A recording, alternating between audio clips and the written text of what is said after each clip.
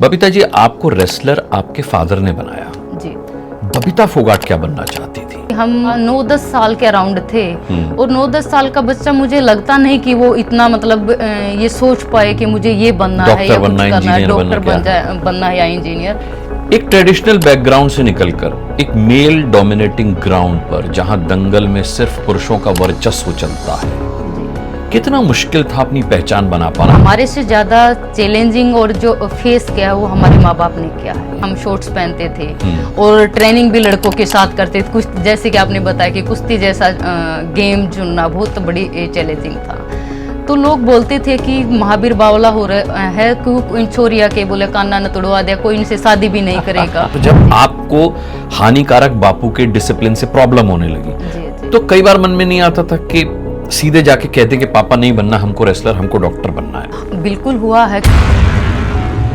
किस मकसद से आप राजनीति में आई? मैं कुछ कर पाऊं समाज के लिए, देश के लिए, तो मैं अपने आप में ये मानती हूँ कि ये मेरी जिम्मेदारी है। खिलाड़ी होते हैं तो सर सब धर्मों की बात करते हैं, लेकिन जब आप राजनीतिक पार्टी के होते हैं तो आपको कुछ धर्मों को नहीं छूना होता। जिस विचारधारा से जुड़ी हूँ वो पार्टी कभी नहीं कहती कि आप हिंदू मुस्लिम करें।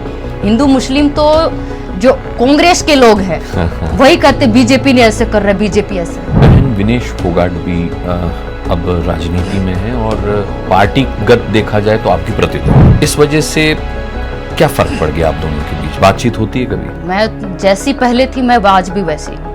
वो पहले जैसी नहीं रही? मुझे नहीं पता अब वो पहले जैसी है या नहीं है, इसका जवाब शायद वो बेहतर दे पाए। लेकिन विनेश फोगाट उन्हें भूल गई?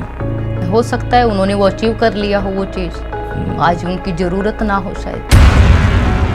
विनेश की कथनी और करनी में फर्क क्यों आया? अब उसकी सोच शायद वो बड़ी हो गई है या ज्यादा समझदार हो गई है।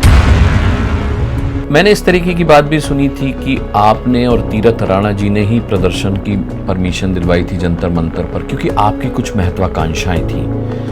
क्या सच्चाई है इसमें? आप परमिशन लेटर देखेंगे, कहीं भी मेरे सिग्नेचर नहीं। तो फिर ये बात क्यों उठी कि ब्रजभूषण शरण सिंह की आप गद्दी लेना चाहती हैं, उनका पद लेना चाहती हैं? क्या कभी बबीता फोगाट ने ऐसा बोला है कि मैं ये बनना चाहती हूँ? मैंने आज तक नहीं बोला किसी को।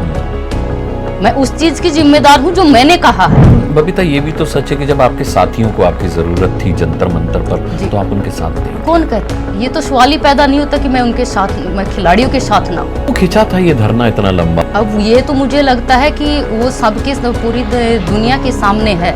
आप जीवंत मेडल को आप गंगा में बहाने जा रहे हो, ये अगर कोई पूछने वाला हो कि ये आइडिया आपको किसने दिया? किसने दिया होगा ये आइडिया उनको? क्योंकि मुझे नहीं लगता कि जिसको देश का इतना सम्मान और प्यार मिला है, सबके सामने दिख ही रहा है। कांग्रेस उसके पीछे दिख रही है।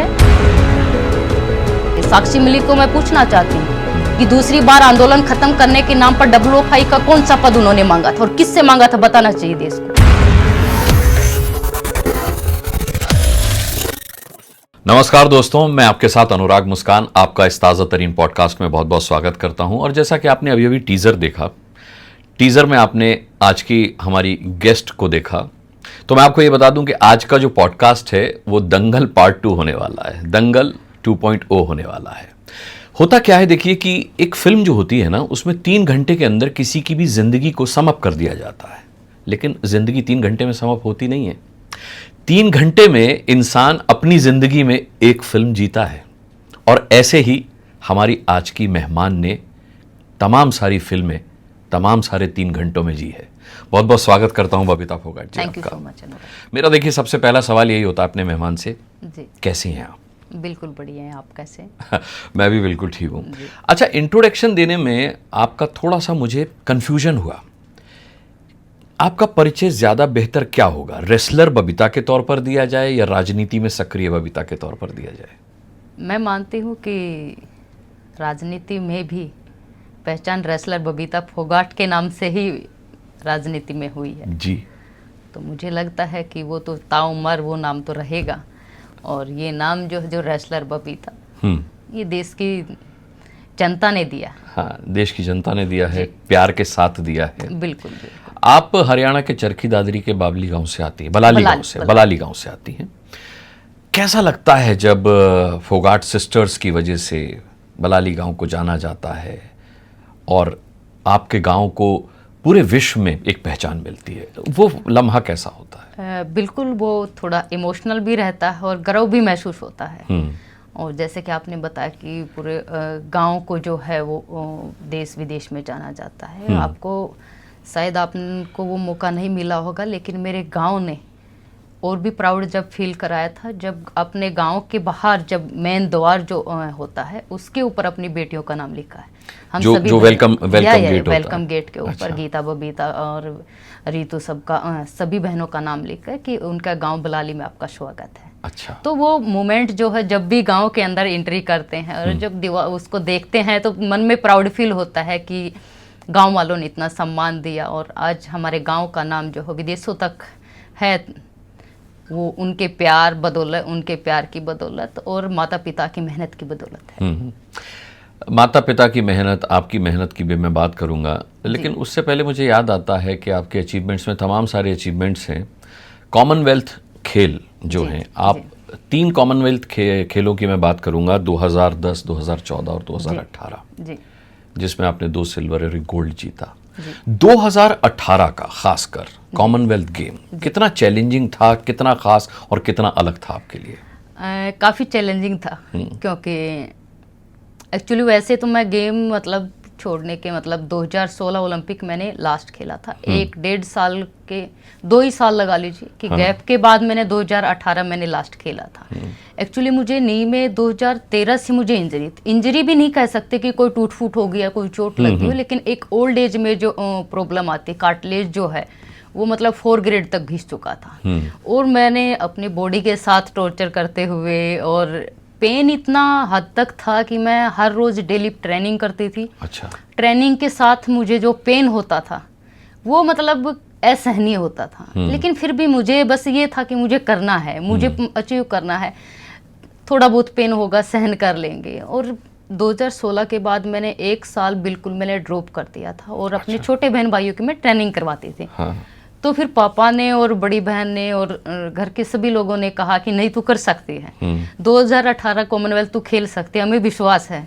लेकिन मेरा मन कहता नहीं था कि मैं 1 साल हो गए मुझे छोड़े हुए, और ट्रेनिंग तो मैं हालांकि उतनी करती थी उनके साथ, बट खेलते खेलते ऐसे फिर मन में आके सब कह रहे हैं, अगर मुझे सपोर्ट कर रहे हैं, मुझे हिम्मत दे रहे हैं, तो चलो एक चांस और ट्राई करते हैं। और मैंने 4 महीने जो है मैंने न दिन देखा न रात, मैंने 4 महीने जो कड़ी मेहनत की थी, उसकी बदौलत मैं 2018 जो है कॉमनवेल्थ गेम जो है वो खेल पाई। और उससे भी बड़ी चीज़ ये थी कि जो टारगेट ओलंपिक पोडियम जो स्कीम है सरकार की, उससे जो सपोर्ट मिला है, अच्छा, सबसे मेन रीजन है कि उससे जो सपोर्ट मिला कि मुझे मैं नी के लिए मैं अपना अच्छा रिहैब मैं कर पाई, मुझे अच्छा ट्रेनर मिला, अच्छा मुझे रिहैब के लिए मुझे फिजियो मिला, मुझे ताकि वो दिन रात मेरे लिए पूरे दिन रात अकेली के डेडिकेटेड, और जितना मैं अपना एफर्ट कर रही थी उतना ही एफर्ट वो लोग कर रहे थे, उसकी बदौलत मैं खेल पाई 2018 का चैलेंजिंग थोड़ा सा इसलिए भी कॉमनवेल्थ गेम्स रहा होगा आपके लिए क्योंकि शायद फिल्म आ चुकी थी दंगल तब तक। जी 2016 में आ चुकी थी। तो एक बबीता फोगाट जो हैं तब तक नेशनल रेसलर बन चुकी थी। आमतौर पर क्या होता है, लोग क्रिकेट में बहुत रुचि लेते हैं, हॉकी फुटबॉल में लेते हैं, रेसलिंग में अगर किसी की रुचि आई, जनता की रुचि देखने की, तो वो आप फोगाट सिस्टर्स की वजह से ही आई, और उसमें दंगल फिल्म का भी योगदान हम नकार नहीं सकते। तो लगा कि मतलब दंगल वाली बबीता को देखने के लिए लोग या उससे एक्सपेक्ट कर रहे हैं, तो अब जिम्मेदारी बढ़ गई है। बिल्कुल, देखिए जिम्मेदारियां जब लोगों की एक्सपेक्टेशन जब ज़्यादा हो जाती हैं तो आपकी डबल जिम्मेदारी बन जाती है, और जिम्मेवारी के साथ आपको थोड़ा कहीं ना कहीं आपके अंदर फिर घबराहट भी रहती है कि ऐसा हो गया तो। लेकिन एक चीज़ जो है वो पापा ने एक ही चीज़ सिखाई है जीवन के अंदर, हार जीत से मुझे कोई लेना देना नहीं। जब भी हम खेलने जाते थे मुझे सिर्फ एक ही बात कहते थे, हार या जीत मुझे कुछ लेना देना नहीं, लेकिन तुम्हें खेलना अच्छा है, ताकि बाहर आओ तो लोग ये कहें कि भले ही हार गई हो लेकिन खेल जो है वो तगड़ा खेला है, लड़ी अच्छे से। हाँ। तो वो चीज़ जो है हमेशा मतलब उस चीज़ ने मोटिवेट भी किया है, और वही चीज़ लेके दिमाग में गए हैं कि बस जो पापा ने कहा है मुझे अपना बेस्ट परफॉर्मेंस वहाँ पे देनी है, रिजल्ट जो भी होगा वो सबके सामने होगा। तो वो चीज़ ने बड़ी हिम्मत दी। जी। बचपन की बबीता को कैसे याद करती हैं? बचपन में बड़ा डिसिप्लिन था। देखिए हम लोग फिल्म से जान पाए, हालांकि फिल्म में कुछ फिल्मी भी रहा होगा, कुछ हकीकत भी होगी, कुछ ऐसा भी होगा जो सामने नहीं आया होगा। तो अनुशासित आपका जीवन बचपन से रहा महावीर फोगाट जी की वजह से। आज कितना अनुशासन में रहती हैं? उसी अनुशासन को फॉलो करती हैं, डिसिप्लिन को, या आप जैसे जी चाहता है वैसे रहती हैं? नहीं, बिल्कुल डिसिप्लिन बहुत ठीक था। हाँ। फिल्म में तो मतलब उसका 50% भी नहीं दिखाया गया। हमें मतलब कोई सैटरडे संडे की कोई छुट्टी नहीं होती थी, कोई हमारे लिए फेस्टिवल नहीं होता था, कोई हमारे लिए संडे मंडे कुछ भी नहीं, नथिंग। सिर्फ और सिर्फ जीना है तो कुश्ती को, खाना भी है तो कुश्ती को, और पीना भी है तो कुश्ती को। हाँ। और जब घर के अंदर माहौल होता है जो भी, हर टाइम बस कुश्ती कुश्ती कुश्ती, उसके अलावा कोई फोकस नहीं। पापा ने बाल भी इसलिए कटवा दिए थे कि कहीं फोकस ना हट जाए। गांव के अंदर जैसे मम्मी थी, शादी ब्याह में जाते थे तो कभी कभार हम छुप के, पापा को तो बताते नहीं थे, तो मम्मा को भी डर लगता था कि अगर उनके पापा को पता चल गया तो कहीं डांट लगाएंगे। तो हम मम्मी के साथ छुपके से रात को शादी में पड़ोसी के या अपने घर परिवार की शादी में छुपके से जाते थे। और हमें याद है कि उस टाइम तो कोई मोबाइल इतना होता नहीं था, और टीवी भी मुझे लगता है कि हमें 2 साल के अंदर 2 ही बार देखने को मिलता था। अच्छा, साल में 2 बार? साल में 2 बार। वो कब, मतलब जन्मदिन के मौके पर? नहीं कोई नहीं खास नहीं, मौका कोई था? जन्मदिन कुछ नहीं, अच्छा। कोई खास मौका, सिर्फ वही था 15 अगस्त और 26 जनवरी। ओह, अच्छा। या पूरे दिन हम लोग और कुछ दिखे ना दिखे, लेकिन टेलीविजन के सामने बैठकर हम परेड देखते थे पूरे दिन। यस, ये भी महावीर जी का इंस्ट्रक्शन था कि बस 26 जनवरी 15 अगस्त? बिल्कुल बिल्कुल। और वो भी पूरे साल में 2 बार है। बचपन में कोई फिल्में नहीं देखी, कोई कोई चित्रहार, फिल्में रंगोली? नहीं, बिल्कुल बिल्कुल बिल्कुल। और आज भी हम कोई ज्यादा फिल्में, हैबिट हो गई वैसे, ज्यादा फिल्में तो नहीं देख पाते, लेकिन कभी कभार जब थोड़ा सा फ्री होते हैं तो एक आधी बार कभी देखते हैं। आपकी डिसिप्लिन के बारे में मैंने जैसे जाना, सुना और फिल्म में देखा। बबीता जी, आपको रेसलर आपके फादर ने बनाया जी। बबीता फोगाट क्या बनना चाहती थी?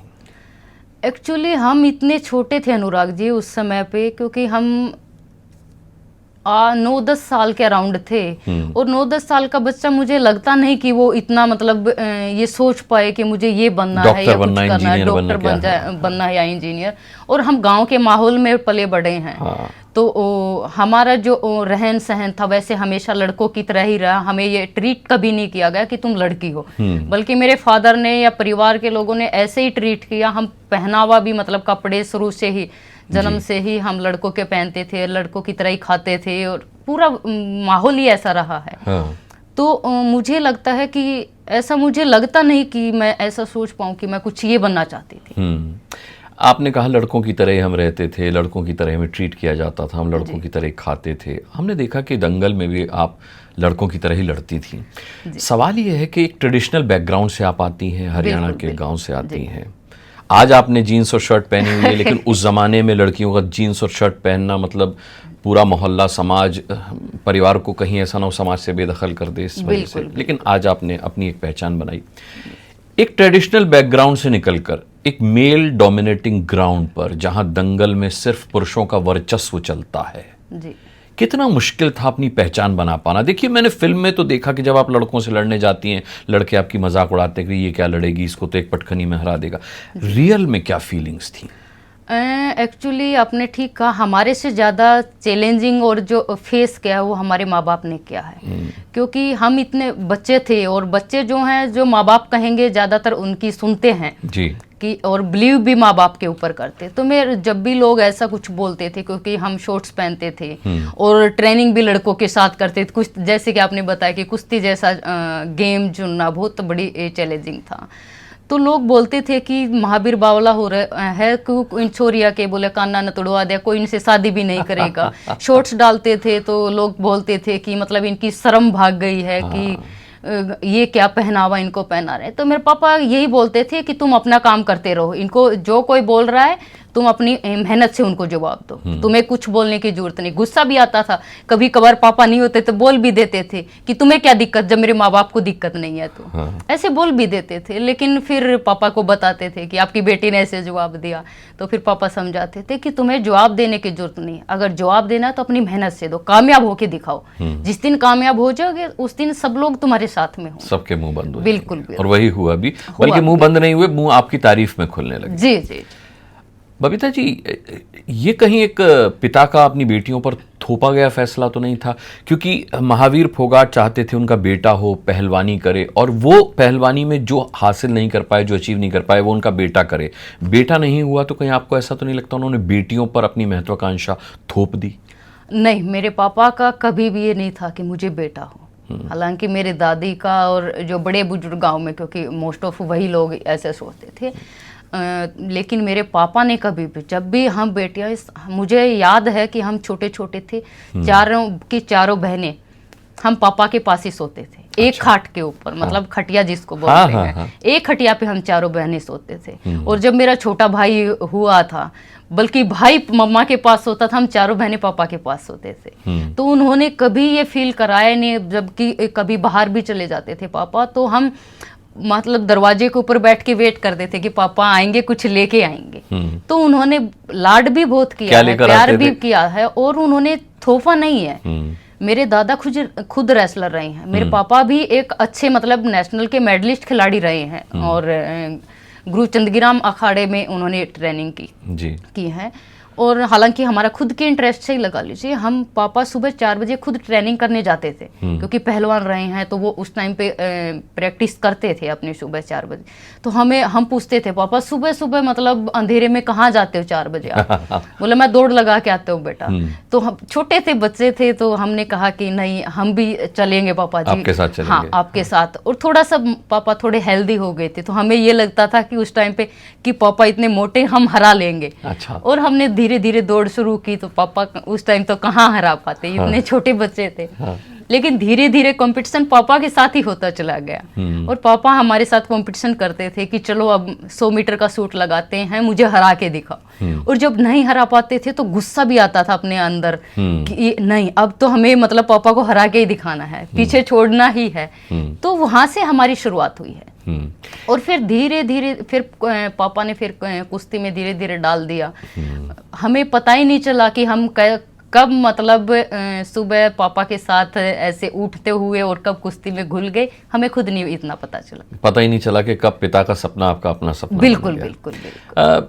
आपको मैंने सुना था कि जब पहली बार अपनी बड़ी सिस्टर गीता फोगाट को आपने हराया रेसलिंग में, तब आपको पता चला कि आप एक बहुत अच्छी रेसलर हैं। तो बबीता अपने अंदर की रेसलर से अपनी बड़ी बहन को हराकर पहली बार मिली, वो कब का वक्त था, कब किस समय की बात है वो?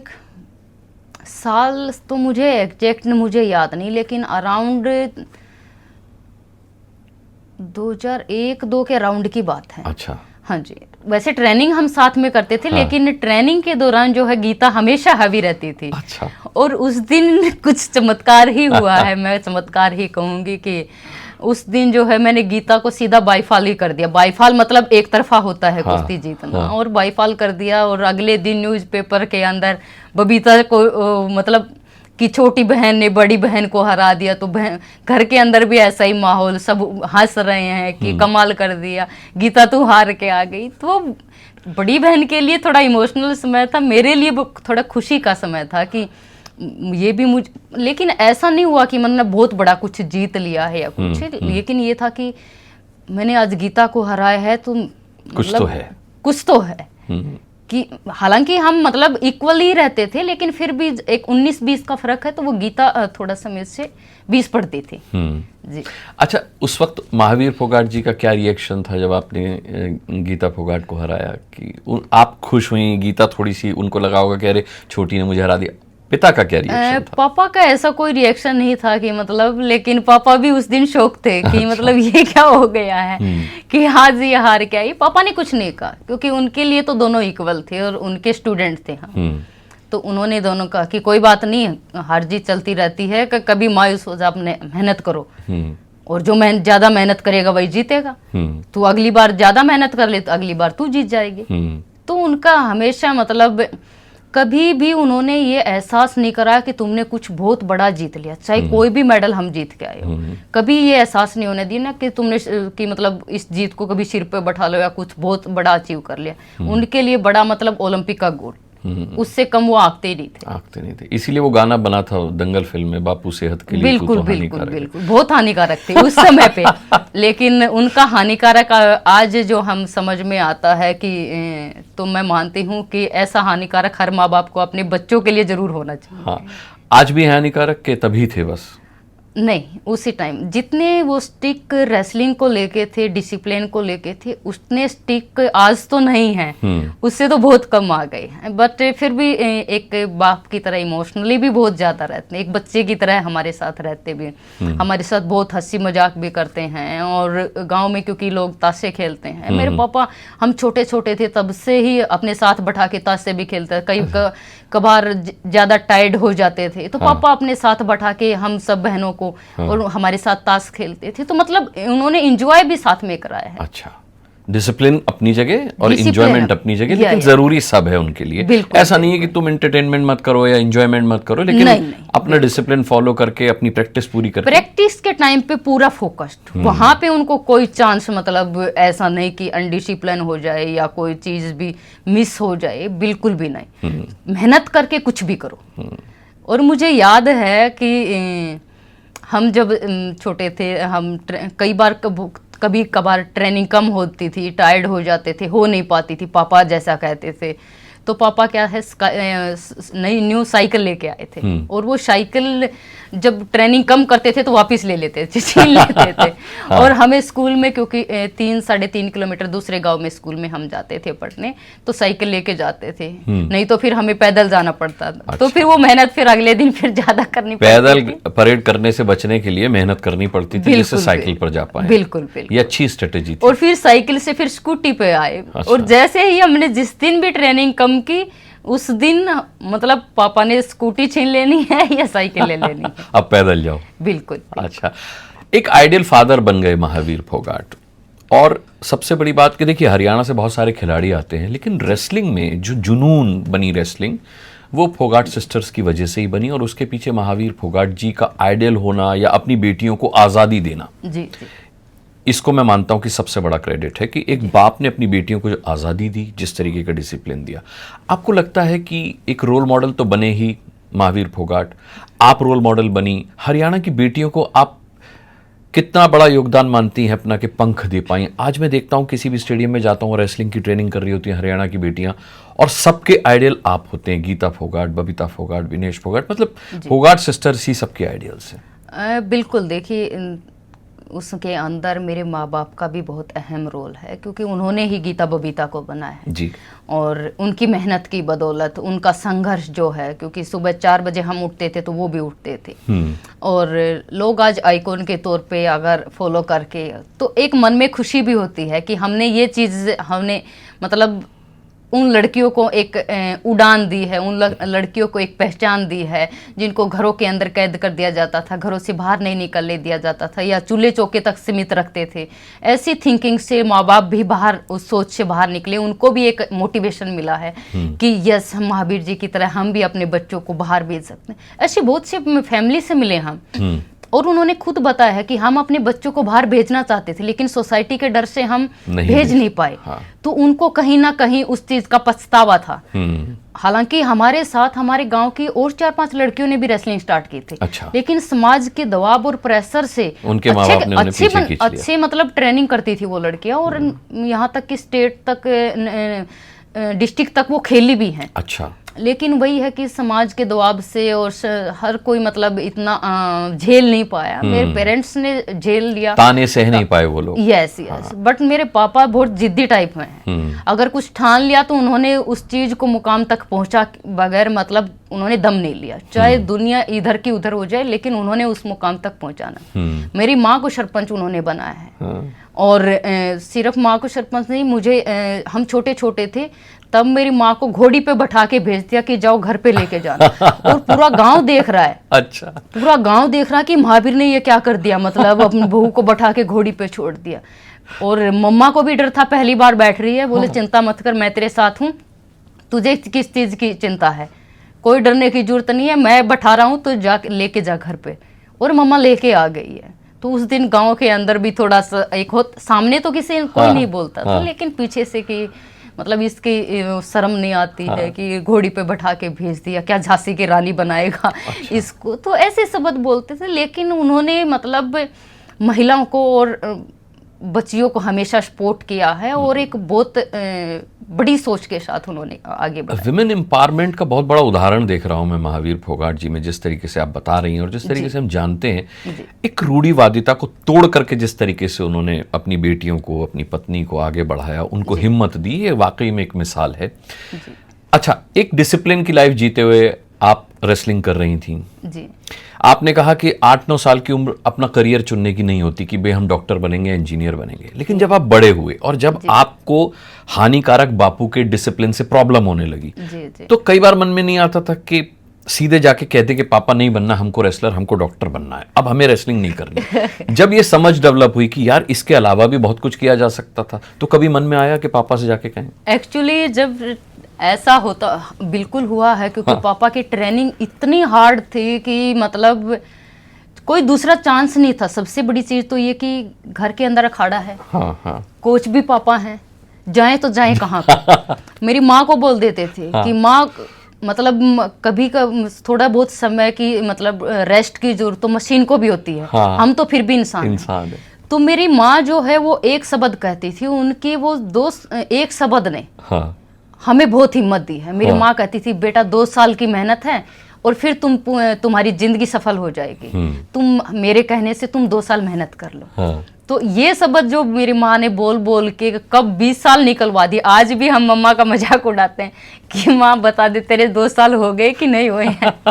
तो कहती है कि बेटा अब कामयाब हो गए, अब अगर मैं ऐसा नहीं कहती तो तुम लोग भी, तुम्हारे पापा भी मतलब निराश होते कि उन्होंने इतना बड़ा सपना देखा, इतनी मेहनत कराई और बीच में रह जाते और कामयाब भी नहीं हो पाते, और फिर लोगों के ताने और ज़्यादा सुनने पड़ते। तो तुम्हें कामयाब करने के लिए कुछ तो हमें करना था, तो इसलिए बोले अब कामयाब हो गए, अब जो मर्जी है वो करो, आपकी लाइफ में जो तुम्हारे शौक थे वो पूरे करो अभी।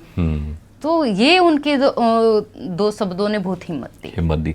आप देखिए, एक उम्र होती है जब लड़कियों में सौंदर्य बोध डेवलप होता है। आपने अभी कहा पहले के कुछ सवालों में कि पड़ोस की शादियों में छुप के जाते थे या थोड़ा बहुत मेकअप कर लेते थे। ये जब सौंदर्य बोध डेवलप होता है तब आप अखाड़ों में लड़कों से लड़ रही होती थी जी। आपको लड़के भी चैलेंज करते थे, मजाक उड़ाते थे, और क्योंकि आप लड़कियों की तरह नहीं रहती थी तो जाहिर सी बात है, मेरा मानना है कि लड़कियां भी आपको अपने ग्रुप से बाहर ही रखती होंगी।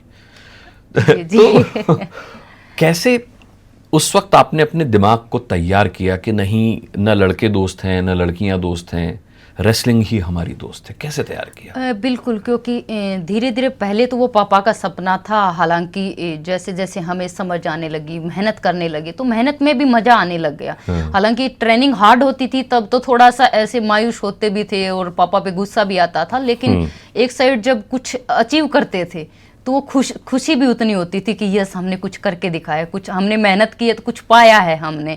तो वो चीज़ जो है वो हमें बहुत हिम्मत देती थी, और उस चीज़ से ऐसे लगता था कि फिर वो हमारा पापा का सपना हमारा सपना बन गया था। अच्छा। कि नहीं अब तो अचीव करना है, इसी फील्ड में जाना और इसी में मेहनत करना। मलाल नहीं होता था कि दूसरी लड़कियों से हम अलग हैं? नहीं, कभी नहीं, बल्कि उल्टा खुशी होती थी कि और माँ बाप जो हैं वो अपने बच्चों को इतनी आज़ादी नहीं देते जितनी आज़ादी हमारे माँ बाप ने दी है। और कभी कभार ऐसा भी होता था कि मम्मी को ऐसे बोलते ट्रेनिंग नहीं करनी, तो फिर पापा मम्मी ये भी बोल देती थी, कई बार गुस्सा आता था, ठीक है तो फिर ये झाड़ू पोछा और ये गोबर घेर लेना भैंसों का। गोबर घेरना है या तुम्हें अपना कैरियर बनाना है, तुम दोनों में से कोई चूज कर।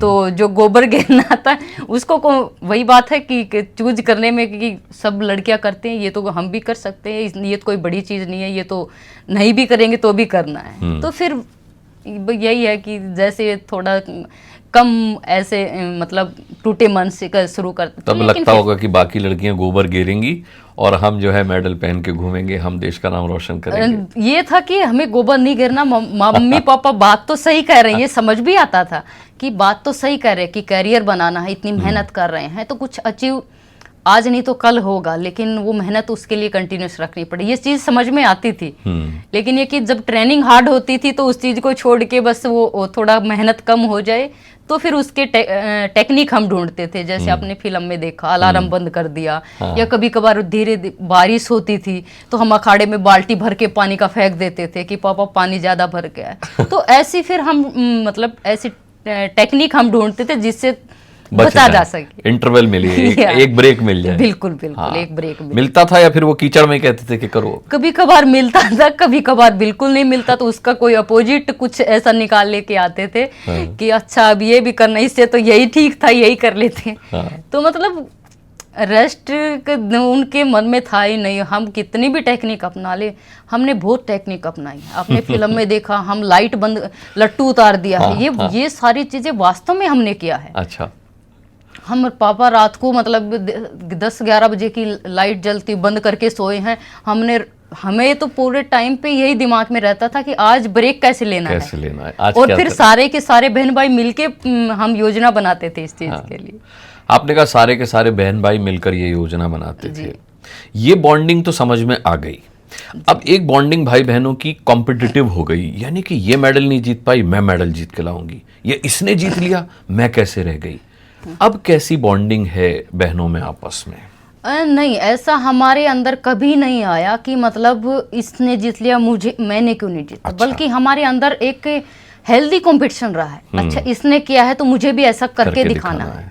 तो वो एक मोटिवेशन वहां से मिलता था। और साथ में ट्रेनिंग करते थे तो एक दूसरे का पता भी होता था, एक दूसरे की कमियां भी पता होता था, एक दूसरे की स्ट्रेंथ भी पता होता था, और किसके ऊपर कौन हैवी होता है, किसके ऊपर कौन दांव अप्लाई कर सकते, तो सब कुछ पता होता था। हालांकि हमारे और कोई फ्रेंड्स भी नहीं रहे, हालांकि कैंप के दौरान भी एक दूसरे के पार्टनर हम की जरूरत होती थी, कैंप में भी साथ में रहे हैं, तो हमें ज्यादातर किसी की जरूरत नहीं पड़ी थी।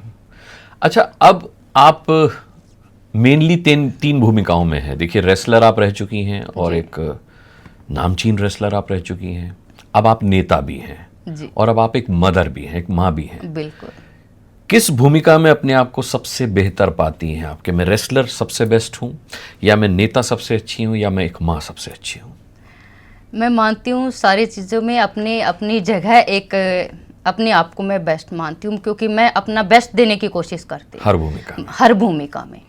और एक माँ के तौर पे भी मैं अपने बेटे को मैं खुद केयर करती हूँ। मैंने आज तक कोई नैनी नहीं रखी, जन्म से लेकर आज तक। अच्छा। या कहीं भी कैंपेनिंग की है तो बेटे को साथ भी लेके गई हूँ। तब मेरे हस्बैंड ने और मेरे सास ससुर ने बहुत मुझे हेल्प की है, और उनके सपोर्ट की वजह से जिस प्रकार मेरे माता पिता ने सपोर्ट किया था, उसी प्रकार मैं मानती हूँ कि मैं लक्की हूँ कि मुझे ऐसे सास ससुर मिले हैं और ऐसी फैमिली मुझे मिली है, ऐसे सपोर्टिव हस्बैंड मुझे मिले हैं जो हर चीज़ में मैं अपना बेस्ट दे पा रही हूँ, और मुझे कहीं भी किसी भी तरह की कोई झिझक नहीं है, और मैं खुले मन से वो कर पा रही हूँ। मुझे ऐसे लगता है कि जैसे मैं अपने माँ बाप के घर में रहती थी वैसे ही मैं यहाँ पे कर पा रही हूँ जी। तो और नेता के तौर पे भी मैं किसी भी फील्ड में जाती हूँ तो मैं अपना मन बना के जाती हूँ, मुझे मेहनत करनी बस। और मुझे चाहे मैं हार जीत ऊंच नीच कुछ भी होता रहे, मुझे मेहनत करनी है। अगर मैं आगे बढ़ भी रही हूँ तो भी मेहनत करनी है, अगर मैं पीछे भी आ रही हूँ तो भी मेहनत करनी है। बस ये मुझे लगता है कुश्ती ने मुझे सिखाया है, वो उस डिसिप्लिन, उस अनुशासन ने सिखाया। बेटा कितना बड़ा है अभी? 4 साल का। 4 साल का है, तो अभी तो बहुत छोटा है। तो क्या मतलब उससे पूछा जाएगा बेटा तुम क्या बनना चाहते हो, उसको ये फ्रीडम दी जाएगी कि वो जो बनना चाहे बन जाए, या फिर उसे भी रेसलर बनाएंगे? रेसलर उसका मैं पूछ दे, हालांकि बच्चे तो कुछ भी बोल देते हैं, कभी कभार तो कहने नहीं मुझे कुश्ती करनी है। अच्छा, बोलता है? हाँ, मेरे साथ घर पे ऐसे अभी वीडियो दिखाते हूँ या मेडल लाती हूँ तो उसको ऐसे लगता है कि एक दिन वो स्कूल के अंदर उसने क्या नाम है दौड़ लगाई, दौड़ में जीत गया होगा, छोटे बच्चों की। तो फिर खुशी होके घर पे आ रहा, मम्मा मैं आज मेडल लेके आया हूँ। अच्छा। तो मुझे भी ये लगा कि मेरे बेटे के अंदर ये चीज अभी मतलब उसको भी मेडल जीतने की लालसा है कि मुझे मेडल जीत के आया। तो अभी क्योंकि 4 साल का है तो कुछ कह नहीं सकते, बट स्पोर्ट्स उसकी लाइफ में जरूर होगा। मैं चाहती हूँ कि वो एक अच्छा व्यक्ति बने, और कुछ बने ना बने वो तो भविष्य की बात है। एक अच्छा व्यक्ति बन जाए तो मैं मानती हूँ कि जीवन सफल हो जाए। महावीर जी की कोई इच्छा है कि इसको ये कराना? पापा का बस चले तो हर किसी को मतलब पहलवान बना दे। वास्तव में अगर वो कभी कभार ये जैसे भाई अब थोड़ा बड़ा हो गया है तो हम मजाक कर रहे थे भाई के शादी के लिए, तो पापा कहते हैं किसी पहलवान लड़की को लाऊंगा, उसको तुम लोग तो ओलंपिक में मेडल नहीं जीत के लाओ, उससे दिलवाऊंगा। अच्छा, बहू से मेडल दिलवाऊंगा। तो अभी भी आज मतलब उनका मुझे लगता है कि कुश्ती कहीं भी जाए वो कुश्ती के अलावा कुछ सोचते ही नहीं, सोचते नहीं है। और ये नहीं है कि सिर्फ हमें पहलवान बनाए, गांव की पड़ोस की और भी लड़कियों को अभी तक मेडल दिलाए उनको। आप 2019 से पॉलिटिक्स में हैं, आपने बीजेपी ज्वाइन की। किस मकसद से आप राजनीति में आई? रेसलिंग छोड़ करके तो मैं नहीं कहूंगा, आप रेसलर हैं तो मरते दम तक रेसलर हैं, बिल्कुल, लेकिन आपने राजनीति का रास्ता क्यों चुना? ऐसा क्या करना था? एक्चुअली मैं 2018 में जब मैंने कुश्ती छोड़ी तो मेरे लिए वो टाइम जो था, वो जो टाइम फ्रेम था मेरे लिए बहुत डिफिकल्ट था, क्योंकि मैं छोड़ना नहीं चाहती थी, उस मुकाम के ऊपर थी। और बस सिर्फ नी की वजह से, ये लगा लो मजबूरी बंस, किसी और बच्चों को भी चांस मिले, क्योंकि अगर सिर्फ इंडिया तक ही मुझे खेलना होता या फर्स्ट रहना होता तो शायद मैं कितने और भी 1-2 साल निकाल सकती थी, कोई बड़ी चीज़ नहीं थी। और मुझे ये लगा कि जिस चीज़ के लिए मैं इतना मेहनत कर रही हूँ उस चीज़ को मैं अचीव नहीं कर पा रही, तो मैंने उससे बेहतर है कि अपना कोई ये ना कहे कि मैंने कुश्ती छुटवा दी। मैंने अपने टॉप पे रहते हुए मैंने खुद छोड़ दिया कुश्ती, अपने मन से छोड़ा है। अच्छा। कि मैं अब छोड़ दूं, अब इससे ज़्यादा मैं आगे कर नहीं पा रही थी या। और उसके बाद फिर मैंने सोचा कि थोड़ा सा कहीं ना कहीं डिप्रेशन में भी मैं उस टाइम, हाँ, उस वक्त लगता है ना कि हम एक मकाम पर एक टॉप पे जाकर के किसी चीज को छोड़ रहे हैं, छोड़ रहे हैं। एक तो छोड़ना मतलब छोड़ना पड़ रहा है, आप चाहते हैं करना लेकिन आपका बॉडी सपोर्ट नहीं कर रहा है। तो उस टाइम पे वो थोड़ा चैलेंजिंग फेस था, फ्री भी नहीं रह सकते, क्या करें। तो फिर मुझे लगा कि फिर उस टाइम पे मैं जैसे प्रधानमंत्री जी को थोड़ा पॉलिटिक्स में शुरू से ही थोड़ा इंटरेस्ट रहा है, क्योंकि मेरी माँ जो है वो सरपंच रही हैं, तो उनसे वो सारी चीज़ें मम्मी पापा से देखा है, किस तरह समाज के लिए वो काम करते हैं और किस तरह उन्होंने। मैं एक और चीज़ आपको बताना चाहूँगी कि मेरे गांव में जब तक मेरे फादर रहे कोई भी केस, पुलिस केस नहीं हुआ कभी भी। अच्छा, वहीं जब तक मेरी माँ सरपंच थी वहाँ पे आराम से पंचायत में कोई पुलिस केस नहीं हुआ। और कोई भी लड़कियों का, चाहे बलात्कार का या दुष्कर्म का या कोई भी ऐसा रेप केस या कोई भी ऐसा लड़कियों के ऊपर कोई भी आज तक अटेम्प्ट नहीं हुआ। तो ये भी कहीं ना कहीं हमें मतलब बहुत कुछ सिखाता है कि किस तरह से मेरे माँ बाप ने पूरे गांव को जोड़ के रखा, समाज के अंदर भी उन्होंने भूमिका निभाई और अपने बच्चों को बढ़ाया। तो वहाँ से वो इंस्पिरेशन मिली। और फिर उसके बाद जिस प्रकार से प्रधानमंत्री जी ने और गृह मंत्री अमित शाह जी ने जिस प्रकार धारा 370 को उसी टाइम जब मैंने ज्वाइन किया था, धारा 370 35A को हटाया था, तो वो सब चीज़ें देख के मुझे ये लगा कि जब देश के प्रधानमंत्री और गृह मंत्री जब इतना कर रहे हैं देश के लिए, तो हमें इस मुकाम पे यहाँ पे कुश्ती तो छोड़ दी लेकिन ये भी तो कर सकते हैं। मैं लोगों को और मोटिवेशन इस फील्ड में आके भी कर सकती हूँ। जिस तरह से वो मेहनत कर रहे हैं उनका अगर 1% में मैं दे पाऊँ या उनके सीख के मैं कुछ कर पाऊँ समाज के लिए, देश के लिए, तो मैं अपने आप में ये मानती हूँ कि ये मेरी जिम्मेदारी है। 370 और 35 से आपके राजनीति में आने के बाद हटी, लेकिन नहीं, 5 अगस्त को जो थी 5 अगस्त 2019 को हटाया। हाँ, तो तब आप पॉलिटिक्स में आ चुकी थी आप? तब तक मैं नहीं आई थी, उसके बाद में वही मैं कह रहा हूँ, उसके बाद आप आई।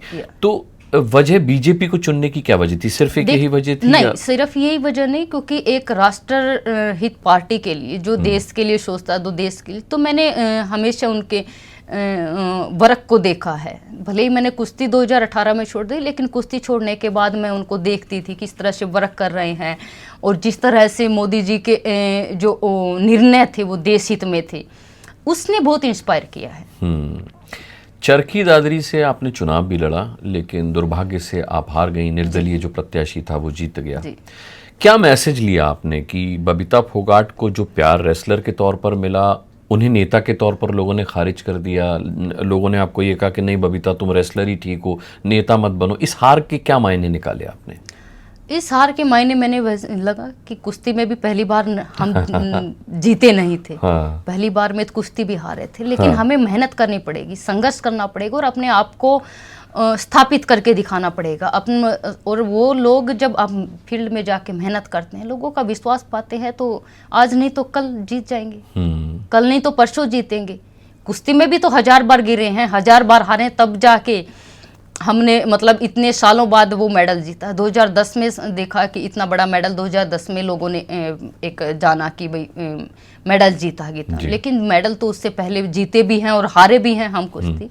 वो दौर को किसी ने नहीं देखा, लेकिन जो सबसे बड़ी अचीवमेंट थी वो लोगों ने देखा है। तो आप जब संघर्ष करते हैं तो उस टाइम संघर्ष करते हुए को भी लोग देखते हैं और बाद में उसको बताते भी हैं कि आपने ऐसे संघर्ष किया है। तो मैं सिर्फ संघर्षशील हूँ, मुझे मेहनत करना आता है और मैं मेहनत करती रहूंगी। हार कर जीतने वाले को बाजीगर कहते हैं। बिल्कुल, बिल्कुल। अच्छा, लेकिन बहुत समय से, बहुत सालों से, 2019 से आप पार्टी में सक्रिय हैं जी। पार्टी ने कोई पद नहीं दिया, इसका कभी कभी मलाल होता है कि मैं उसी जीवट के साथ, उसी रेसलिंग वाले इंस्टिंक्ट के साथ पार्टी में काम करती हूँ। लेकिन ठीक है, जनता ने मेडल नहीं दिया राजनीति में, लेकिन पार्टी ने भी नहीं दिया। मैं कभी नहीं मानती, क्योंकि मैं इस सोच के साथ आई नहीं कि पार्टी मुझे पद दे तो ही मैं काम करूं। अच्छा। क्योंकि जब हम कुश्ती करते थे तो जरूरी को कोई मेडल थोड़ी दे देता। हम संघर्ष करते रहते थे, मेहनत करते रहते थे, कभी हारते थे, कभी जीतते थे और कंटिन्यूस मेहनत करते रहते थे। तो मेरा फोकस एक ही है कि मुझे मेहनत करना है। पार्टी पद देना, मैं एक अध्यात्म जीवन जीती हूँ, मैं प्रैक्टिकल जीवन जीती हूँ, स्पिरिचुअल हैं आप। या मैं उसमें बिलीव भी करती हूँ कि संघर्ष करना और मेहनत करना मेरा काम है। मेरी किस्मत में क्या लिखा है वो मुझे नहीं पता, लेकिन हार मानना कभी नहीं लिखा है। मैं मेहनत करूंगी और हर फील्ड के अंदर, जिस भी फील्ड में जाऊंगी, सिर्फ मेहनत करना मुझे आता है और उसी से आज मैं बनी हूँ। क्योंकि मैं कुश्ती के अंदर मैं ऐसी नहीं थी कि कोई चमत्कारी लड़की थी या कुछ अलग मेरे अंदर मतलब टैलेंट था। मैंने जो कुछ भी पाया कुश्ती में भी मेहनत से ही पाया, डेडिकेशन से। पद मेरे लिए कोई बड़ा मायने नहीं रखता है कि मैं पद के लिए, ऐसे तो डिप्टी डायरेक्टर स्पोर्ट्स बनाया था मुझे हरियाणा सरकार ने, मैंने उससे भी रिजाइन किया। मैं उससे पहले सब इंस्पेक्टर थी पुलिस के अंदर, उसको भी रिजाइन करके मैं पॉलिटिक्स में आई हूँ। तो मैं ऐसा मानती हूँ कि पद तो आज है, कल नहीं होगा। चाहे कोई भी व्यक्ति है, वो हमेशा के लिए किसी के लिए नहीं बना कि हमेशा वो आदमी इसी पद के ऊपर रहेगा। एक दिन डाउन फ्लो, नीचे सबको आना है। तो मेरे लिए वो चीज मतलब बहुत बड़ी ये नहीं कि पद पा के ही आप काम करो, लेकिन आपके मन में संतुष्टि होनी चाहिए काम करने की, और वो संतुष्टि मैं अपने आप को संतुष्ट करती हूँ काम करके। सूरज कितना भी तेज चमके, शाम को उसे ढल जाना है। तो आप मान रही हैं कि आप ढल गई या आपका सूरज ढल गया? ऐसा लग रहा है मुझे आपकी बात से। लेकिन सूरज ढलता है तो कल निकलता भी तो है। हाँ। ढलेगा तभी तो निकलेगा। हाँ। तो मैं ऐसे मानती हूँ कि ढले या ढलना और निकलना ये तो एक प्रक्रिया है। यस। जनता के बीच जब जाती हैं तो रिएक्शन क्या आते हैं, माताओं के, बहनों के? आपको एक नेता के तौर पर ज्यादा प्यार करते हैं लोग या एक रेसलर के तौर पर याद ज्यादा करते हैं? मैं मानती हूँ कि दोनों की तरह। जब मैं फील्ड में जाती हूँ तो लोगों से जब मिलती हूँ, लोगों की समस्याएं जब जानती हूँ, तो उनको कोशिश करती हूँ उनका समाधान करवाने की, और उनको तो जो मैंने अपने जीवन में कुछ अचीव किया है या उनको कुछ मैं उनके लिए 1% भी अगर कर पाती हूँ, तो मुझे लगता है कि अपने आप में भी संतुष्टि होती है और लोगों को भी समझा पाने में भी थोड़ी आसानी होती है। बस उनके बीच में रहती हूँ तो मैं भूल जाती हूँ कि मैं कहाँ पे हूँ, मैं उसके अंदर ही घुल जाती हूँ, उस पल के अंदर, उस माहौल के अंदर। मैं कभी ये नहीं रखती कि मैं बबीता फोगाट हूँ या कुछ, मुझे नहीं पता मैं कौन हूँ, क्या हूँ। जिस फील्ड में जहाँ पे हूँ मैं वहीं पे हूँ। आप को कभी कभी ये एहसास नहीं होता कि आपकी लोकप्रियता का ग्राफ गिरा है राजनीति में आने के बाद? क्योंकि देखिए क्या होता है कि जब आप खिलाड़ी होते हैं तब आप देश के होते हैं, लेकिन जब आप नेता होते हैं तो आप एक पार्टी के होते हैं। राइट। विचारधारा के होते हैं। आप जब खिलाड़ी होते हैं तो सब धर्मों की बात करते हैं, लेकिन जब आप राजनीतिक पार्टी के होते हैं तो आपको कुछ धर्मों को नहीं छूना होता, कुछ धर्मों पर बहुत ज़्यादा फोकस करना होता है। आपको लगता नहीं है इस वजह से कभी कभी आपको लगता हो फैसला गलत हो गया राजनीति में आने का, या मेरी लोकप्रियता का ग्राफ राजनीति में आने की वजह से गिर गया? नहीं, मैं इस चीज़ को बिल्कुल नहीं मानती। और ऐसा जैसे आपने कहा कि मतलब कोई एक्चुअली धर्म के ऊपर, हम शुरू से ही सनातन को फॉलो करते आते हैं। जो मेरे माँ बाप ने सिखाया हम उसी चीज़ को फॉलो कर रहे हैं। हाँ। और आज भी उसी चीज़ को, मैं किसी धर्म के उसके खिलाफ नहीं हूँ, लेकिन हाँ, सम्मान आपको चाहिए तो हमें भी सम्मान देना पड़ेगा। इस चीज़ का भी हमें अच्छे से पता है। और सम्मान किसी भी व्यक्ति को देना अगर आप जानते हैं तो लेना भी तो आपका फर्ज बनता है। तो सम्मान दीजिए भी और सम्मान लीजिए भी। तो मैं उस चीज़ पे पार्टी की जो विचारधारा कभी नहीं कहती। पार्टी, मैं जिस पार्टी में हूँ, जिस विचारधारा से जुड़ी हूँ, वो पार्टी कभी नहीं कहती कि आप हिंदू मुस्लिम करें। हिंदू मुस्लिम तो जो कांग्रेस के लोग हैं वही कहते बीजेपी ने ऐसे कर रहा है, बीजेपी ऐसा है। बीजेपी तो सबका साथ सबका विकास के लिए काम कर रही है। बीजेपी का तो नारा ये है, आप बोलिए ना कि बीजेपी ने ये नारा दिया है सबका साथ सबका विकास, क्यों नहीं कहते आप? बीजेपी ने तो खुल के बोल रही है, एक बार नहीं 1000 बार बोल दी। प्रधानमंत्री जी बोल रहे, गृह मंत्री, पूरी विचारधारा जो भारतीय जनता पार्टी की विचारधारा से जो लोग जुड़े सभी कहते हैं हम सबका साथ सबका विकास करते हैं। उन्होंने तो कभी नहीं कहा कि नहीं हम हिंदू के लिए काम कर रहे हैं या मुस्लिम के लिए काम कर रहे हैं या ईसाई के लिए काम कर रहे हैं। वो तो सबका साथ सबका विकास के लिए काम कर। देखिए, आप जब तक रेसलर रही आप कभी विवादित नहीं रही, लेकिन जब आप नेता बनी तो कुछ बयानों को लेकर के आप विवादित भी रही, आपके कुछ बयान भी विवादित रहे। ये फर्क होता है जब आप एक खिलाड़ी होते हैं और जब आप राजनीति में होते हैं। अपने मन को कैसे समझा पाती हैं कि मैंने इस तरीके से नहीं कहा था? आप किसी भी तरीके से रेसलिंग में दाव पेच खेलती थी, लोग अप्रिशिएट करते थे, बट अब आप कुछ भी बोलती हैं तो लोग अप्रिशिएट नहीं करते। देखिए, मैं मानती हूँ कि जो आपके अपने हैं उनको आपको समझाने की जरूरत नहीं है। और जिन्होंने आपको गलत समझ ही लिया है तो उनको समझाने से भी कोई फर्क नहीं पड़ता है, क्योंकि जिन्होंने आपको गलत मान लिया है वो गलती मानेंगे। कितना भी आप एक्सप्लेन उनको कर दीजिए, कितना भी समझा दीजिए, वो गलती समझेंगे। इसलिए जो आपके अपने हैं वो हमेशा आपके सपोर्ट में रहेंगे और आपको हमेशा राइट ही सोचेंगे। आपका अगर कुछ कमियां हैं तो वो आपको आके बताएंगे, दुनिया को नहीं बताएंगे। तो मैं इसको मानती हूँ कि मेरे अंदर कोई कमी होगी तो वो खुद अगर अपना है तो वो हमें आके बताएगा और समझेगा भी। अगर समझ नहीं पा रहा है तो उन्होंने अपने आप को गलत मान लिया है तो वो गलती मानेंगे। जी। हरियाणा की राजनीति में बबीता फोगाट अपने आप को कहाँ देखती हैं? चलिए मैं हरियाणा से भी बाहर निकलता हूँ। आप सोचेंगे कि ये तो छोटी सोच हो गई, मैं तो देश की राजनीति में अपने आप को देख रही हूँ। राजनीति में अपने आप को आप कहाँ पाती हैं? आने वाले 5 सालों में कहाँ होंगी आप? देखिए, मैं ऐसा सोच के नहीं आई थी कि मुझे पार्टी में इस पद पे जाना है या वहाँ जाना है। मैं एक ही सोच के साथ मैंने पार्टी ज्वाइन की थी और उसी सोच के साथ मैं आज भी काम कर रही हूँ कि मुझे मेहनत करनी है और अपनी पार्टी की विचारधारा को आगे बढ़ाना है। और अपने हमारे जो लीडर हैं, चाहे प्रधानमंत्री जी हो, चाहे गृह मंत्री अमित शाह जी हो, अपने सब लीडर्स को देख के उनसे मोटिवेशन जो मिलता है उनकी तरह हमें काम करके दिखाना है। जिस तरह वो मतलब 24 में से 16 18 घंटे काम करते हैं, तो उसका अगर हम 10-12 घंटे भी काम करके दिखाते हैं तो हमें ये लगता है कि अपने लीडर ने हमें जो कार्य दिया है तो हम कहीं ना कहीं 10-12% उसका कर पाए तो एक खुशी मिलती है। उस विचारधारा से जुड़े हैं तो उस विचारधारा को आगे बढ़ाना और उस आइडियोलॉजी को आगे बढ़ाना ये हमारा फर्ज है, कर्तव्य है और हम मेहनत करते रहेंगे। पार्टी पद दे ना दे मुझे कोई फर्क नहीं पड़ता है। और मैंने क्योंकि इसलिए फर्क नहीं पड़ता क्योंकि मैं अध्यात्म जीवन जीती हूँ तो मेरे ऊपर कोई ये इन चीज़ों का बहुत बड़ा फर्क नहीं पड़ा है। कभी हारी हूँ, कभी जीती हूँ, कुश्ती में भी हारी हूँ, जीती हूँ, तो तब भी कोई ज़्यादा फर्क नहीं पड़ा। फिर दोबारा से मेहनत करना है, अचीव करना है, तो इसी तरह फिर दोबारा मेहनत करने लग जाते। आपकी बहन विनेश फोगाट भी अब राजनीति में है और पार्टीगत देखा जाए तो आपकी प्रतिद्वंदी भाई, आप बीजेपी में हैं और वो कांग्रेस में हैं। इस वजह से क्या फर्क पड़ गया आप दोनों के बीच? बातचीत होती है कभी? देखिए, मैं इस चीज़ को नहीं मानती कि मेरे अंदर कोई, मैं जैसी पहले थी मैं आज भी वैसी हूँ। वो पहले जैसी नहीं रही? मुझे नहीं पता अब वो पहले जैसी है या नहीं है, इसका जवाब शायद वो बेहतर दे पाएंगे। क्यों इतनी दूरियां आ गई अब? नहीं, आपको पता ही नहीं कि वो पहले जैसी है या नहीं है? क्योंकि वो भी शादीशुदा हैं। अब दूसरी विचारधारा की पार्टी से जुड़ी हैं तो मतलब ऐसे नहीं विचारधारा, ऐसे तो हम कुश्ती के अंदर भी एक दूसरे के खिलाफ भी लड़े हैं। अपनी अपनी आइडियोलॉजी है, अपने अपनी थिंकिंग है और मैं जिस आइडियोलॉजी के साथ हूँ अपने साफ स्पष्ट है। किसी कोई ये नहीं है कि कोई अलग से छुप के कोई काम कर रहे हैं, ये तो पूरी दुनिया के सामने है। वो अपनी मेहनत का पाएगी, मैं अपनी मेहनत का।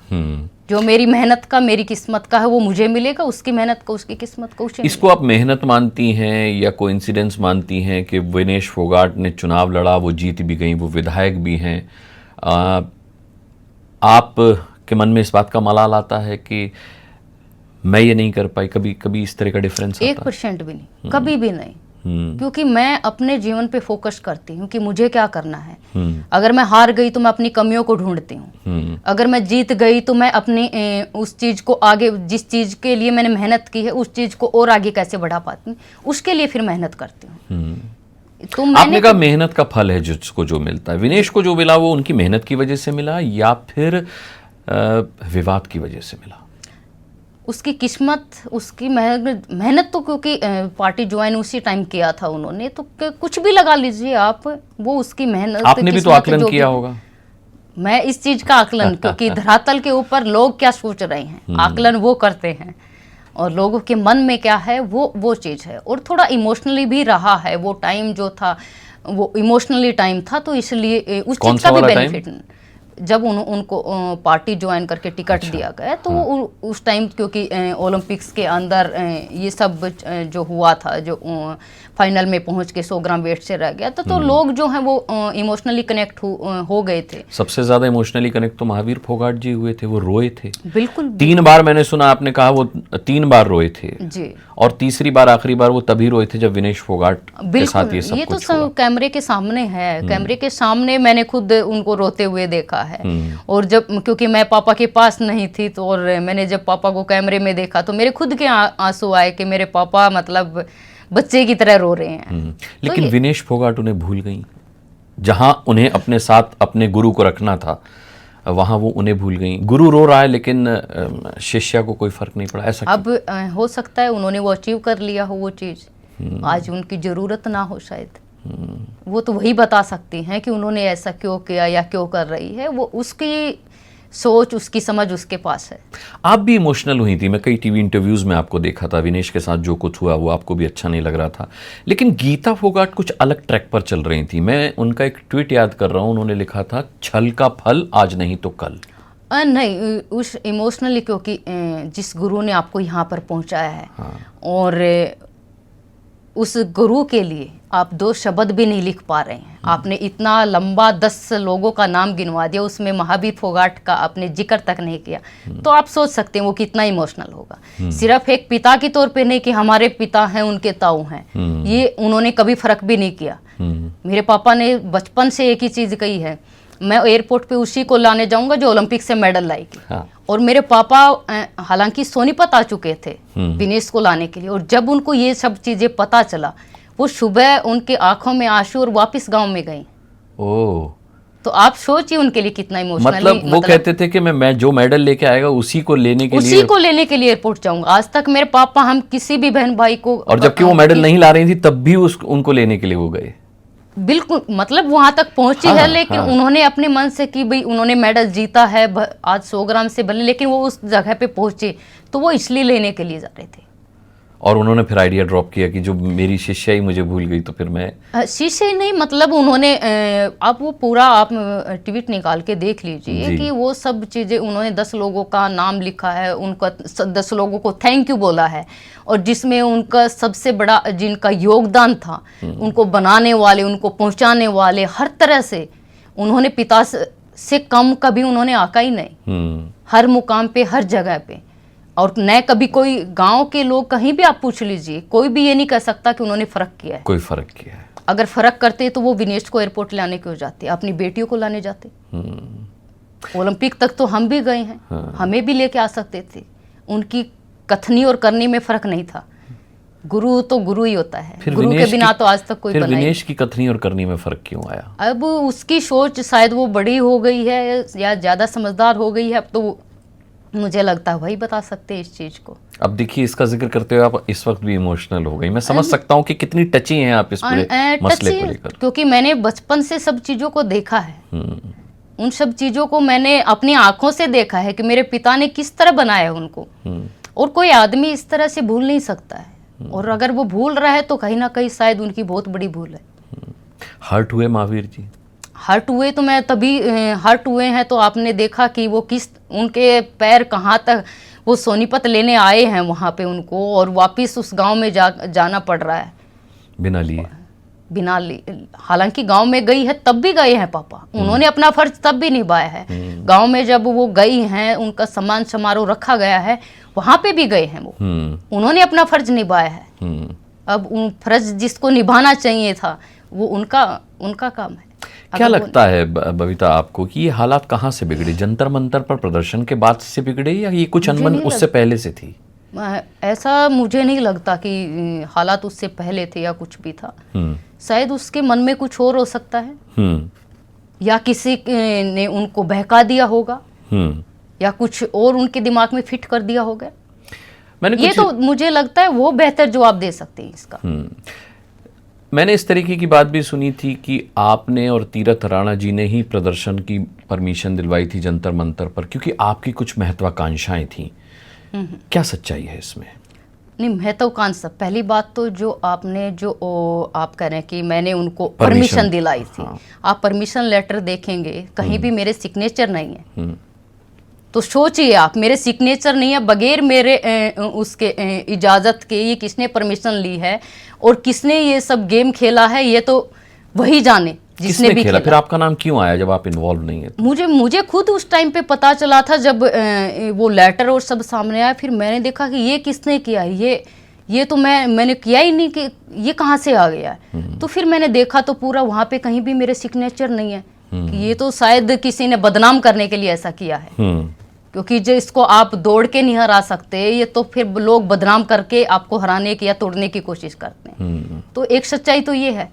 और जो महत्वाकांक्षा है, मेरी तो कोई महत्वाकांक्षा नहीं है। मैं तो आपके चैनल पे कह रही हूँ। तो फिर ये बात क्यों उठी कि ब्रजभूषण शरण सिंह की आप गद्दी लेना चाहती हैं, उनका पद लेना चाहती हैं? आप चाहती हैं कि पहलवान उनके खिलाफ लामबंद हो जाएं, फिर वो अपने पद से हटा दिए जाएं और वो पद आपको मिल जाए? आप अनुराग जी एक चीज देखिए, अगर ऐसा होता तो मैं कहीं ना कहीं ऐसे बहुत बार टीवी इंटरव्यू भी हुए हैं, बहुत लोगों के सामने बोला है। क्या कभी बबीता फोगाट ने ऐसा बोला है कि मैं ये बनना चाहती हूँ?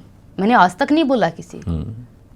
मैं उस चीज की जिम्मेदार हूँ जो मैंने कहा है। मैं उस चीज की जिम्मेदार नहीं हूँ जो कोई अपने मन से बना के कुछ भी मुझे बदनाम करने के लिए मुझ पे थोप रहा है। मैं उस चीज की जिम्मेदार नहीं हूँ। और जिसने ऐसा कहा है वो तो खुद बीबीसी को दिए इंटरव्यू में कह रही हैं कि मैं भी WFI के अध्यक्ष बन सकती हूँ।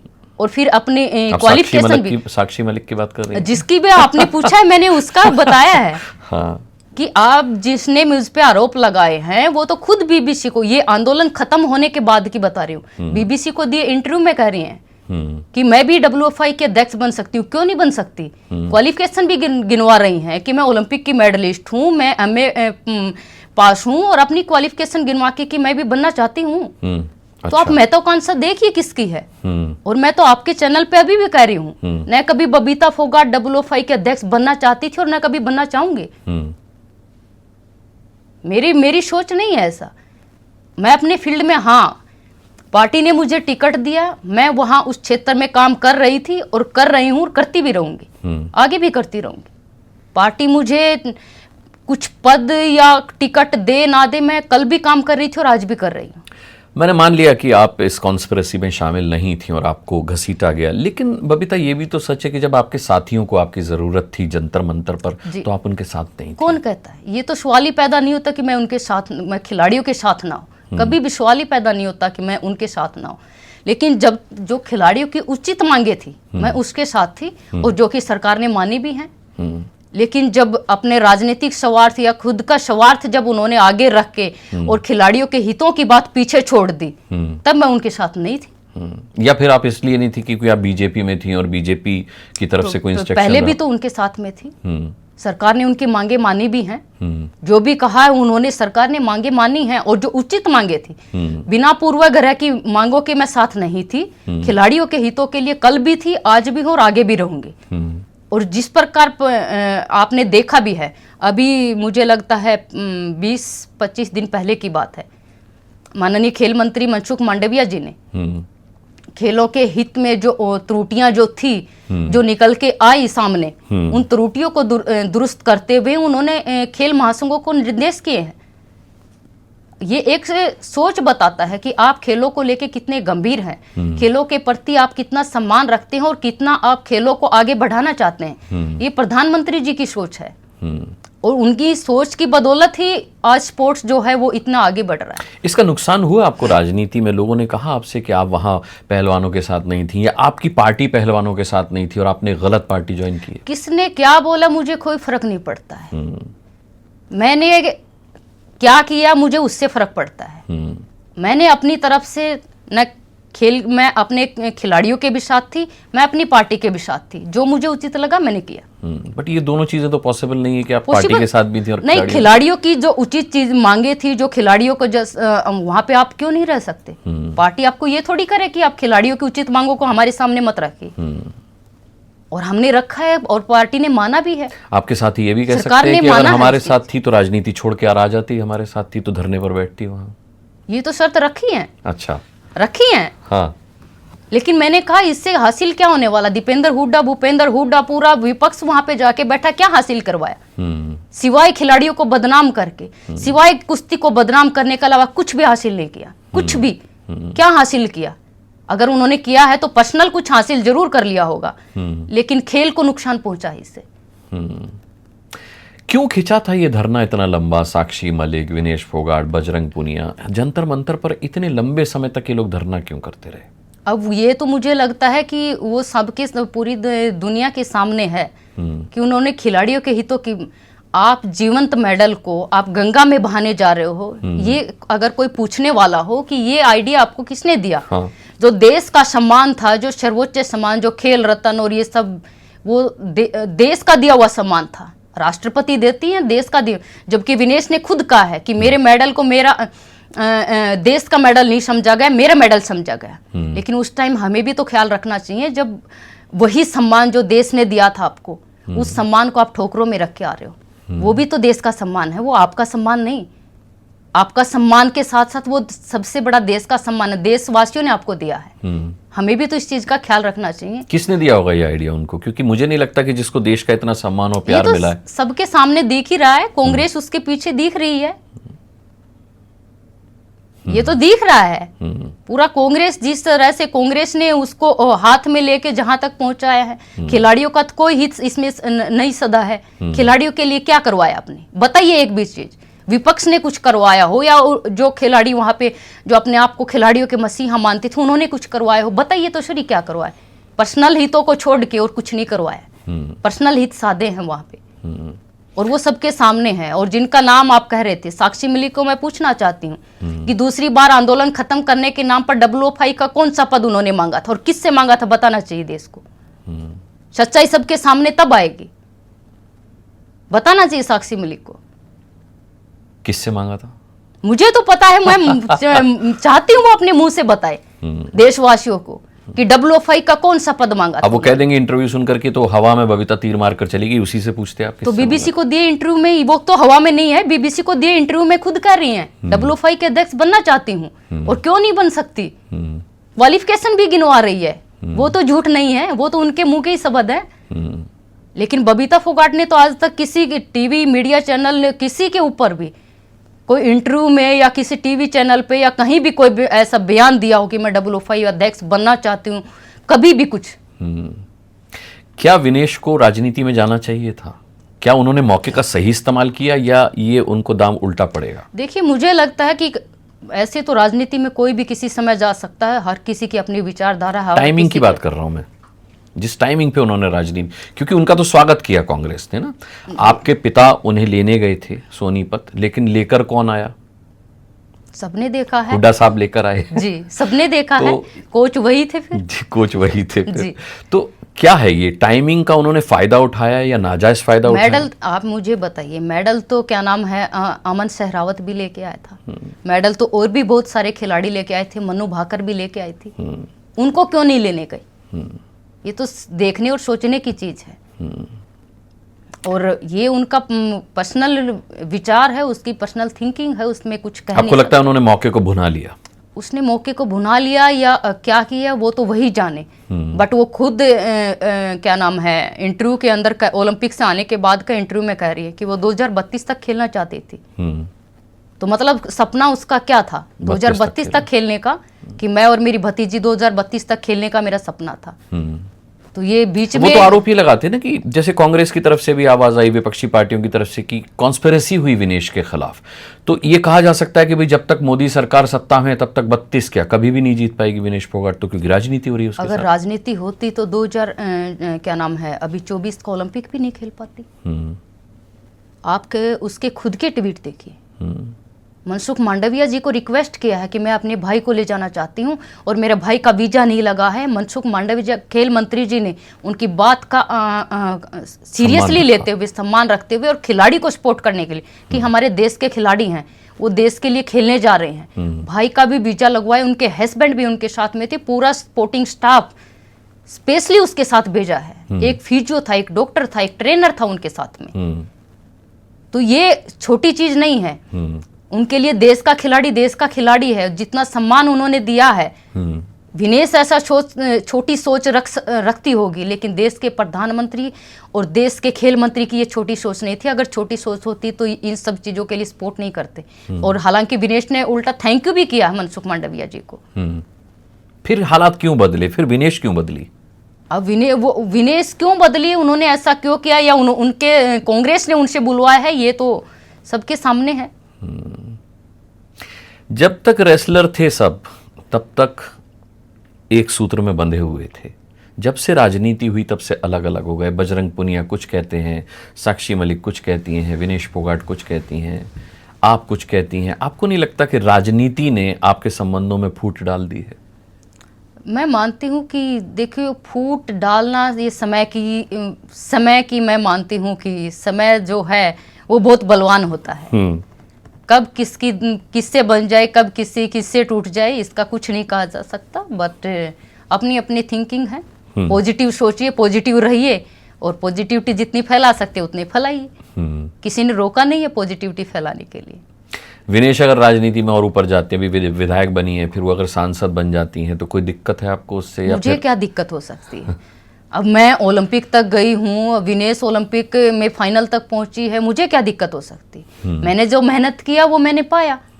वो अपनी मेहनत का और अपनी किस्मत का पाएगी, मुझे कोई दिक्कत नहीं है।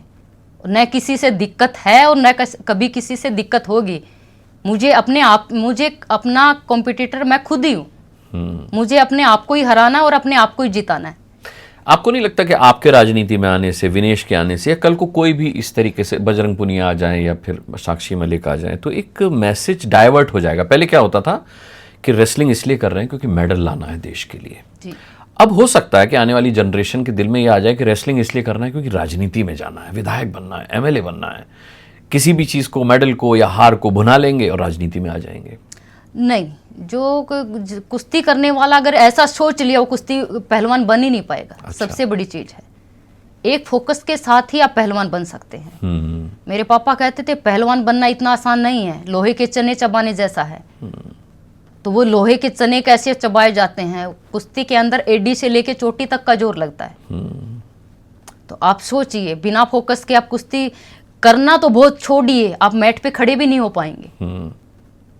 महावीर जी को तकलीफ होती है जो कुछ आजकल चल रहा है रेसलिंग की दुनिया में, उसे देख करके? महावीर जी को एक चीज की खुशी होती है कि जब तक मोदी जी हैं, जिन्होंने खेलों को इतना आगे बढ़ाया है, वो इस चीज से संतुष्ट हैं, खुश हैं कि वो द्वेष की भावना नहीं रखते हैं। वो अपने खिलाड़ियों को आगे देखना चाहते हैं, अपने खिलाड़ियों को सम्मान देना चाहते हैं, उनको आगे बढ़ाना चाहते हैं। और शायद आप ये नहीं कि मैं बीजेपी पार्टी में हूँ या बीजेपी की विचारधारा से जुड़ी हूँ इसलिए इन चीज़ों को, मैंने पर्सनल एक्सपीरियंस मैंने इन सब चीज़ों का किया है कि 2014 से पहले खिलाड़ियों की क्या अहमियत थी और आज खिलाड़ियों की क्या अहमियत है। एक सच्चा मतलब देश का प्रधानमंत्री आप दिल पे हाथ रख के कह रही हैं? मैं दिल पे हाथ रख के कह रही हूँ, और दोनों हाथ रख के कह रही हूँ। दोनों हाथ रख के कह रही हूँ, दिल के जहां भी है, दिल दिमाग दोनों मेरे दोनों पे हाथ रख के कह रही हूँ। वास्तव में टारगेट ओलंपिक पोडियम का मैंने शुरू में ही बताया कि 2018 में मैं सिर्फ इसलिए खेल पाई कि टारगेट ओलंपिक पोडियम का मैं हिस्सा थी। नहीं तो 4 महीने में मुझे लगता है कि ट्रायल में शायद मैं हार जाती, ट्रायल ही नहीं जीत पाती, और कॉमनवेल्थ तो कहाँ पहुँच पाती। इसकी बदौलत ही मैं पहुँच पाई। और 2016 ओलंपिक जो है मैं कहूँगी तो फिर वही लोग कि उससे पहले मैं डिजर्व करती थी अर्जुन अवार्ड 2012 के अंदर, सॉरी 2013 के अंदर। मुझे मिला 2015 में। मेरे फादर द्रोणाचार्य अवार्ड डिजर्व करते थे 2010 के समय से, उनको मिला 2015 में। मेरे पापा ने कहा किसी के सामने भीख नहीं मांगूंगा, हाथ नहीं जोड़ूंगा, सम्मान देना होगा तो मेरी मेहनत का कोई दे देगा। और मेरे पापा कभी नहीं मांगने गए कि प्रधानमंत्री जी से कि मुझे द्रोणाचार्य अवार्ड दीजिए। अच्छा। लेकिन प्रधानमंत्री जी के नेतृत्व में मेरे पापा को मिला है द्रोणाचार्य अवार्ड, और बगैर सिफारिश के मिला है। कोई पर आपको नहीं लगता बीजेपी ज्वाइन करने के बाद ये बात उठी होगी कि अच्छा इसीलिए अर्जुन अवार्ड मिला था, इसीलिए 2015 में तो कोई ज्वाइन नहीं किया था नहीं ना। किया था ना, लेकिन आपके 2019 में ज्वाइन करने के बाद इस तरीके की बातें उठी। 2019 का तब तो हम खेलते थे, तब हमने कोई कांग्रेस बीजेपी की विचारधारा से हम जुड़े ही नहीं थे। तो मतलब आपका कहना है 2010 या 2013 में नहीं मिला तो वो राजनीति हुई आपके साथ? बिल्कुल हुई है। जिन लोगों को अर्जुन अवार्ड मिला है, आप उनकी अचीवमेंट देख लीजिए। मैं नहीं कहती कि आप मेरी मानिए, अचीवमेंट देख लीजिए और आप खुद आकलन करिए उस चीज का। और महावीर जी को 2015 में मिला, उससे पहले जिनको द्रोणाचार्य अवार्ड मिला उनकी अचीवमेंट देख लीजिए आप। अगर उनकी अचीवमेंट कहती है कि इनको राइट मिला है तो आप सही कहिए, मैं तो नहीं कहती कि मेरी बात को मानिए। हम उन सबूतों, उन आधार पे कह रही हूँ जिस आधार पे द्रोणाचार्य और अर्जुन अवार्ड दिया जाता है, जिन अंकों के आधार पे दिया जाता है, जो पैरामीटर्स होते हैं, जो पैरामीटर्स होते हैं। आपकी ये कहानी जो आपने सुनाई, राजनीति की कहानी, विनेश की बातें, मुझे लगता है कि एक बहुत जबरदस्त प्लॉट तैयार है दंगल 2 के लिए। किसी ने अप्रोच किया कि उस कहानी को आगे बढ़ाते हैं, अब इस प्लेटफॉर्म पर लेकर आते हैं इस कहानी को कि जो अब कुछ हो रहा है? बिल्कुल नहीं। अच्छा। अभी तक जी।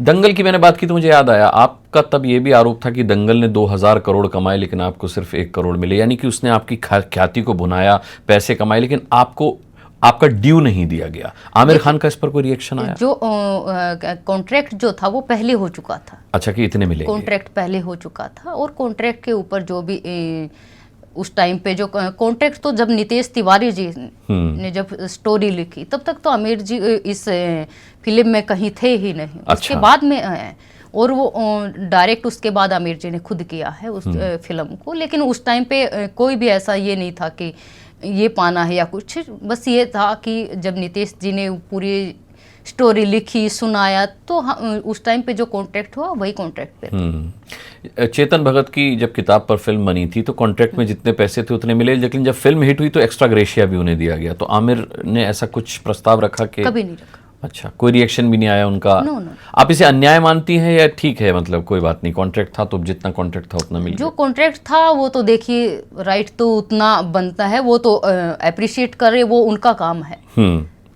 हम, मेरे फादर ने कभी ये नहीं कहा कि मुझे ये दे दिया। हमारी भी ऐसी हैबिट नहीं कि हमें, अगर किसी को लगता है सम्मान देना है तो सम्मान देना चाहिए।